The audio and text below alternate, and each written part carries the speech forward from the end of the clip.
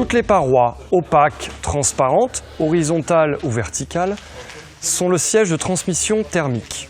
Ces transmissions thermiques sont définies par le coefficient U. Voyons ensemble à quoi correspond ce coefficient U.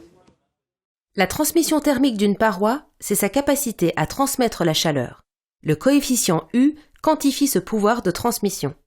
Il s'exprime en watts par unité de surface et par degré, ce qui donne une valeur en watts par mètre carré Kelvin. Plus le coefficient est grand et plus la paroi transmet la chaleur. Le coefficient UP pour U de la paroi, c'est l'inverse de la résistance thermique.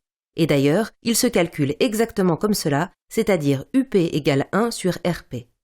Rechercher une faible transmission thermique, cela revient à chercher une forte résistance thermique.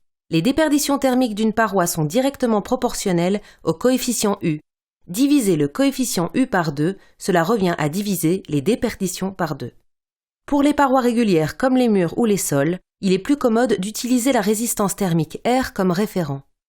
Mais pour les ouvertures composées d'un vitrage, d'une huisserie et d'une fermeture, le U est plus employé et se décline en UG quand il ne s'agit que du vitrage, en UW quand l'huisserie est considérée et en UJN quand le système de fermeture est lui aussi considéré.